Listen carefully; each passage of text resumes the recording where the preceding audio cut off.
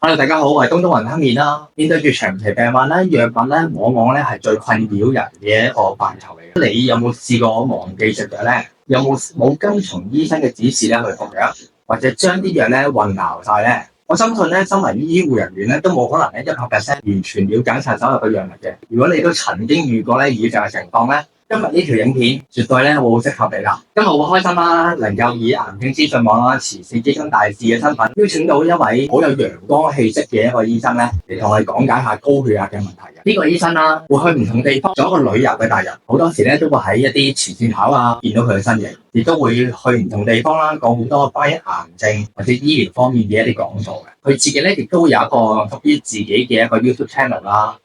不只是醫學，就會揾到呢位嘅仁兄㗎啦！熱烈歡迎內科及腫瘤科醫生吳建邦醫生。好，多謝東東你嘅介紹啦。東東，今日我哋嘅 topic 係咩啊？三高嘅其中之一個係高血壓啦。咁究竟咧乜嘢係高血壓咧？高血壓嘅定義又可以係點樣去判？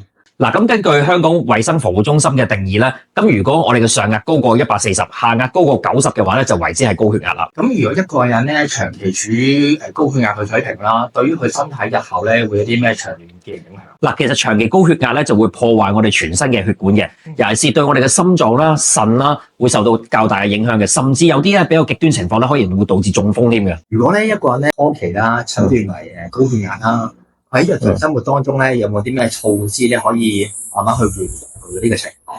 嗱，咁首先咧，我哋嘅生活習慣一定要改變嘅。咁啊，生活習慣不外乎兩樣嘢啦，運動、休息同埋即係飲食啦，其實都係。嗱，咁運動嚟講咧，世界衛生組織建議咧，一個星期咧就需要進行150分鐘嘅大量運動嘅。咁咩為之大量運動咧？其實咧就係跑步啊、游水啊、行山呢啲咯。咁個嘅程度咧，佢又去到呢個叫 moderate intensity。咁點為之 moderate 中等咧？就係一定要係個心率係要加快啦，同埋咧基本上咧係好難去進行一個講嘢嘅。如果你係一邊運動一邊可以好輕鬆吹水咧，咁就似乎就未達到個水平嘅。嗱，咁呢個係第一啦。第二就休息啦。咁我哋成日講話早睡早起啦，係咪？休息足夠啦。因為如果瞓覺瞓得唔好嘅話咧，其實亦都會令到我哋嗰個腎上腺素可能會增加啦，導致我哋高血壓嘅。咁第三就飲食啦。咁而家一般建議咧，我哋咧一日嘅鹽攝取量咧就限制於2000個 mg 嘅鈉。咁點為之2000 mg 鈉咧？即係相當於大概6 gram 嘅鹽。咁如果大家冇概念嘅話咧，就係一個茶匙平晒嘅，滗咗啲鹽出嚟啦，咁平茶匙嘅，咁啊大概嗰度就有6 gram 啦。咁全日就唔應該多過6 gram 嘅。喺日常生活當中啦，曾經聽過啦，即係可能兩夫妻大家都有高血壓。係我老公話：咦，我呢隻都係血壓藥嚟㗎，不如你試下我呢隻啊，不如俾個老婆去食。但我知道咧，其實血壓藥咧都分好多種，係咪每一隻血壓藥都係有佢嗰個特性啊？醫生會因應咩判斷呢個人嘅一啲體質啊、情況啊，而決定去開邊啲血壓藥？嗱，其實我哋總括嚟講咧，血壓藥咧，我哋好簡單分4個英文字母去概括 A、B、C、D。咁咧 A 咧就代表 ACEI，即係血管緊張素酶抑制劑。咁呢個就叫 ACEI 啦。代表嘅藥物咧就 Lisinopril 啦，係啦。如果一隻叫 ARB 嘅類型咧，都屬於 A 嘅，係啦。咁嚟講咧就代表類型羅沙坦啦。咁呢啲藥物咧係最常見嘅。咁佢咧其實咧就會阻截住嗰個血管緊張素啦，咁就會令到血管擴張嘅。B 咧就代表 beta blocker 啦。咁咧其實咧佢就個特點咧就會減慢個心率嘅，除咗降血壓之外，代表嘅藥物咧就有 beta 洛啦，或者係 Concord 啦，咁啊都屬於係 beta blocker B 嘅。咁 C 咧就即係代表 calcium channel blocker，咁佢咧其實咧都係 block 咗個 calcium channel 咧，就令到佢血管擴張啦。咁代表嘅藥物咧就 Norvax 啦，最常見嘅係。咁啊 D 咧代表 diuretic，即係話咧利尿劑。咁啊常見嘅代表就 Thiazide 啦。咁佢會透過咧就排走我哋身體多餘嘅水分咧，導致我哋血壓咧就會降低嘅。咁其實咧每種嘅血壓藥咧都有佢唔同嘅機制啦，去降血壓。咁另外啦，呢啲血壓藥咧亦都唔同嘅副作用嘅喎。舉個例子咧 ，ACEI 或者 ARB 咧就可能會令到會咳嗽啦。咁另外咧懷孕嘅期間咧亦都唔可以適合使用嘅。咁啊 beta blocker 咧就會心跳會降低嘅。咁所以如果有啲人本身個心跳已經好慢啦，就唔適合食 beta blocker 啦。咁同埋如果本身有哮喘或者慢性阻塞性肺病嘅，即係話佢長期食煙、肺氣腫啊嗰啲咧。如果食咗beta blocker 咧，佢有機會誘發佢哮喘，犀利咗嘅。咁啊 calcium channel blocker C 咧就會令到腳腫，咁所以如果容易腳腫嘅人咧又唔適合食。咁啊 D 係 diuretic 啦，咁如果係水量，如果真係去到好 over 咗，太少水量咧，可能就會影響個腎功能。咁所以如果腎功能有啲唔係咁好嘅話咧，亦都要小心。所以其實咧，醫生就會就翻住每個人唔同嘅體質、唔同嘅身體情況去揀一啲盡量對佢個副作用最少影響嘅血壓藥。一食血壓藥咧，好多人就好驚。係。我一食咪跟足我一世咯，或者越食個劑量咪會越多咯。係咪有機會？如果真係一開始個血壓藥就要食一世啊？嗱，呢個都係好多人嘅問嘅問題嘅。嗱，其實咧有啲人咧係食咧真係越食越多嘅，咁啊佢哋一隻唔得變咗兩隻，兩隻唔得變三隻。咁嚟講咧，其實咧係因為佢本身個血壓控制得唔好，就唔係因為隻藥有依賴性或者係即係叫成癮性，係唔會有呢樣嘢嘅。就係咁，同埋咧人嘅情況係會變嘅。如果佢個情況係好轉咗啦，譬如佢減咗肥成功啦，又或者可能佢飲食係清淡咗啦，運動好咗啦，佢個血壓既然降低咗啦，其實個藥量可以減咧，甚至如果係低嘅話咧係可以停嘅，所以就唔係話一定係跟足一世。一去到醫院啦，就會血壓咧就飆升。我自己有時都係嘅，即係去到醫院檢查咧就好緊張。一量，咦，真係血壓咁高嘅？我應該冇高血壓過，係咁量，醫生可唔可以唔食藥啊？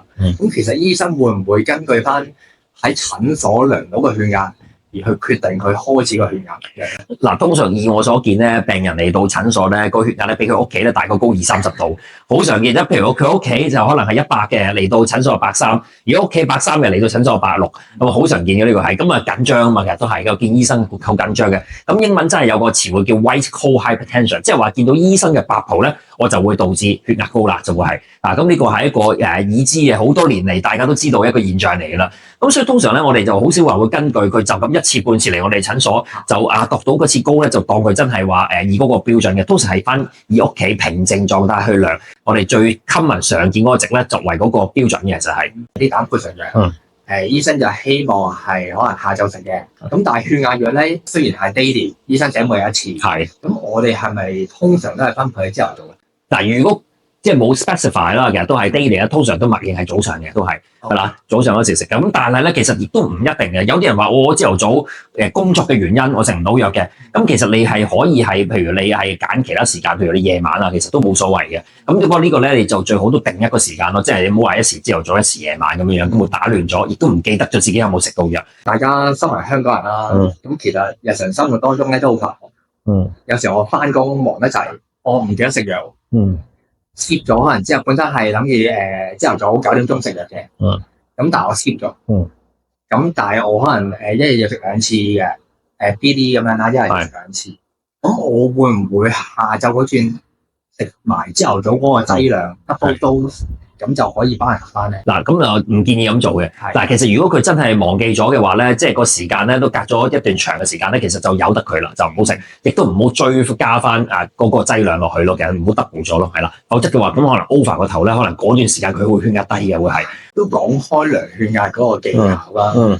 咁好多人咧都會因為我哋心臟喺左邊啊。好多人就會覺得，我係咪應該喺左邊量血壓就會準過喺右邊量血壓咧？OK，其實就冇咁嘅講法嘅，左右手量都得嘅。嗱，其實嚟講咧，理論上咧，左右手嘅血壓咧係唔應該超過20度嘅。係啦，如果佢個血壓值咧，兩隻手係超過20度咧，我哋要注意，可能會唔會有啲問題咧？譬如常見嘅，我哋啲血管閉塞。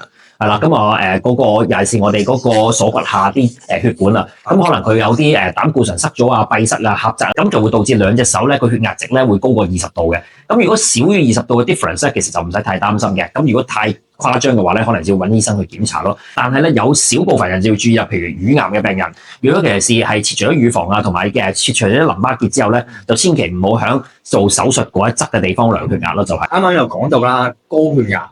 咁但係女士咧好多時咧，我哋發現咧都係會有低血壓。係啊，冇錯。咁其實低血壓係咪對於身體嚟講會唔會有啲咩影響？定係其實都冇乜事啊？總之你血壓低就一定一帆風順㗎啦。嗱，其實好多女士咧自己量血壓咧都發覺可能上壓得90幾啊、100啊，咁好常見，尤其是比較纖瘦啲嘅女士啦。咁其實低血壓嚟講咧，最驚係暈嘅啫，都係有時踎低起身見頭暈，你血壓過低啊嘛，其實會係。咁一般嚟講咧，如果成日出現呢個情況啦，容易頭暈啊咁樣咧，其實咧都建議咧可能會做翻多啲運動，會令到個血壓會健康啲，冇咁容易暈咯。譬如我哋會建議強化翻個腿部嘅肌肉，因為腿部咧就係其實我哋嘅第二心臟嚟嘅，叫做係。咁咧因為咧心臟本身有肌肉有個泵嚟嘅，就係泵啲血去我哋全身啦。咁其實腳咧，我哋個肌肉如果強化咗咧，可以協助我哋下肢嘅血液咧回流翻我哋心臟，分擔咗我哋心臟嗰個工作嘅就會係。咁所以如果強化翻腳部嘅肌肉嘅話咧，咁我哋嘅血咧就會容易帶翻上腦咧，就冇咁容易暈啦。好多時咧遇到血壓高啦，我哋最驚咧就係中風。咁其實如果你持續血壓低嘅話咧，係咪就可以避免咗中風嘅風險？嗱，其實中風咧有好多個成因嘅，血壓高只不過係其中一個啫。咁仲有好多，譬如糖尿病啦，同有膽固醇啦，食煙啦，心房牽動啦。心房牽動就係心臟有啲唔規律嘅一啲心跳啦。咁嗰啲容易積咗啲血塊咧就會上腦嘅，咁導致塞咗啲血管會中風。咁所以嚟講咧，高血壓只不過係其中一個原因啫，就唔係全部嘅。希望今次呢條影片啦，可以令到大家啦對高血壓或者平時嘅生活習慣啦而有所警惕，而有所改變嘅，亦都可以令到大家啦加深對血壓嘅一啲了解。如果大家仲可能對血壓方面啊有啲咩疑問咧，歡迎大家都可以留言，到時咧我再揾阿吳醫生咧去為大家咧作出講解嘅。